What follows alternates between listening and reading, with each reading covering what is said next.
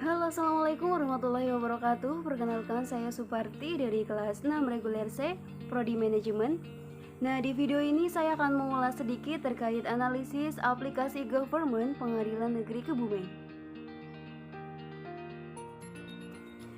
Pengadilan Negeri Kebumen telah resmi meluncurkan website dengan alamat www.pnkebumen.co.id guna menindaklanjuti surat keputusan dari Ketua Mahkamah Agung nomor 144-KMA-SK-8-2007 tanggal 28 Agustus 2007 dan diperbaharui nomor 1-114-KMA-SK-8-2011 tanggal 5 Januari 2011 tentang keterbukaan informasi di pengadilan di lingkungan Mahkamah Agung Republik Indonesia. Website Pengadilan Negeri Kebumen dimaksudkan untuk memberikan informasi yang cepat terhadap para pencari keadilan khususnya dan masyarakat luas pada umumnya, sehingga bagi yang berkepentingan dapat mengakses dengan cepat. Serta website Pengadilan Negeri Kebumen berusaha menyajikan informasi guna melaksanakan visi dan misi peradilan serta memberikan pelayanan pada masyarakat pencari keadilan. Layanan yang tersedia di aplikasi e-government Pengadilan Negeri Kebumen. Yang pertama ada menu layanan publik. Menu layanan publik di aplikasi e-government Pengadilan Negeri Kebumen ini meliputi jam kerja, jadwal sidang, tata tertib di pengadilan, WhatsApp Center, informasi perkara dan persidangan, laporan, pengumuman, dan pengaduan layanan publik. Untuk menu layanan yang kedua ada menu layanan hukum, di mana menu ini meliputi layanan hukum bagi masyarakat kurang mampu dan prosedur pengajuan dan biaya perkara. Selanjutnya akan digambarkan alur proses gugatan di aplikasi Government Pengadilan Negeri Kebumen. Langkah yang pertama adalah pendaftaran, yaitu menyerahkan surat gugatan. Langkah yang kedua, pemeriksaan berkas, adalah kepaniteraan perdata, melakukan pemeriksaan. Langkah yang ketiga, bayar penjara perkara, yaitu membayar biaya perkara pada bank yang ditunjuk. Langkah yang keempat, panggilan sidang, adalah menunggu panggilan maksimal 2 hari. Langkah yang kelima, proses persidangan, yaitu maksimal 25 hari hakim tunggal. Langkah yang keenam adalah putusan, yaitu pembacaan putusan, di mana setelah langkah yang keenam ini akan ada 2. Jika mengalami keberatan, maka akan dilanjutkan ke langkah yang ketujuh, yaitu upaya hukum, adalah mendaftar upaya hukum keberatan maksimal 7 hari setelah putusan diucapkan. Ke langkah yang ke-8 ada sidang lanjutan, sidang dengan majelis hakim. Langkah yang ke-9 adalah putusan, adalah pembacaan putusan keberatan. Lanjut ke langkah yang 10 adalah selesai karena sudah berkekuatan hukum tetap. Namun jika setelah langkah yang ke-6 tidak mengalami keberatan, maka bisa langsung ke langkah yang ke-10, artinya selesai karena sudah berkekuatan hukum tetap. Penyelesaian gugatan sederhana adalah tata cara pemeriksaan di persidangan terhadap gugatan perdata dengan nilai gugatan material paling banyak 500 juta rupiah yang diselesaikan dengan tata cara dan pembuktiannya sederhana.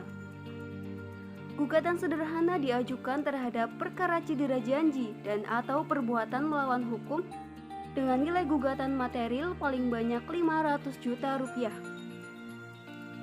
Tidak termasuk dalam gugatan sederhana adalah perkara yang penyelesaian sengketanya dilakukan melalui pengadilan khusus sebagaimana diatur di dalam peraturan perundang-undangan atau sengketa hak atas tanah. Untuk ketentuannya, para pihak dalam gugatan sederhana terdiri dari penggugat dan tergugat yang masing-masing tidak boleh lebih dari 1, kecuali memiliki kepentingan hukum yang sama. Terhadap tergugat yang tidak diketahui tempat tinggalnya, tidak dapat diajukan gugatan sederhana. Penggugat dan tergugat dalam gugatan sederhana berdomisili di daerah hukum pengadilan yang sama.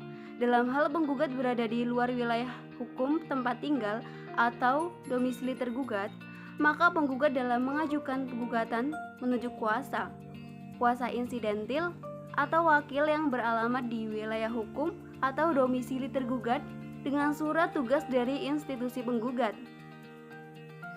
Ketentuan yang terakhir, penggugat dan tergugat wajib menghadiri secara langsung setiap persidangan dengan atau tanpa didampingi oleh kuasa insidentil atau wakil dengan surat tugas dari institusi penggugat. Selanjutnya, kelebihan pada aplikasi Government Pengadilan Negeri Kebumen. Yang pertama, kesederhanaan tampilan membuat pengunjung web lebih tertarik menelusuri setiap artikel pada web. Kelebihan yang kedua, mempermudah pencarian data karena terdapat penelusuran pencarian di bagian kanan atas. Kelebihan yang ketiga, terdapat info kontak yang dapat dihubungi ketika kita memerlukannya seperti telepon, fax, ataupun email. Kelebihan yang keempat adalah beberapa menu layanan yang tersedia memiliki berbagai macam submenu yang cukup lengkap. Dan kelebihan yang terakhir adalah tulisan dan jenis huruf yang digunakan tidak membuat pembaca jenuh dalam mencari informasi. Kemudian kekurangan pada aplikasi Government Pengadilan Negeri Kebumen ada dua, di mana yang pertama adalah website ini kurang dilengkapi animasi-animasi sehingga membuat para pengunjung atau pembaca cepat bosan. Dan yang kedua, dari segi populer tidak begitu baik karena tidak ada tampilan jumlah pengunjung web. Nah, beberapa data yang dibutuhkan pada menu layanan hukum bagi masyarakat kurang mampu antara lain: yang pertama ada surat keterangan tidak mampu dari lurah atau kepala desa, atau yang kedua, surat keterangan tunjangan sosial lainnya seperti kartu keluarga miskin atau kartu jaminan kesehatan masyarakat atau kartu program keluarga harapan atau kartu bantuan langsung tunai. Dan kebutuhan data yang ketiga ada surat pernyataan tidak mampu yang dibuat dan ditandatangani pemohon bantuan hukum dan harus diketahui oleh ketua pengadilan negeri. Nah, untuk saran pengembangan pada aplikasi, dari segi tampilan web tersebut sudah cukup bagus dan memberikan kesan yang elegan. Selain itu, dari segi tata letak web tersebut sudah tertata rapi. Hanya saja diperlukan peningkatan pada informasi dinamis up to date seperti berita dan agenda, tanggapan, dan lain-lain agar lebih dapat menarik minat pengunjung atau pembaca. Nah, sekian presentasi dari saya terkait analisis aplikasi Government Pengadilan Negeri Kebumen. Semoga bermanfaat. Wabillahi taufiq wal hidayah. Wassalamualaikum warahmatullahi wabarakatuh.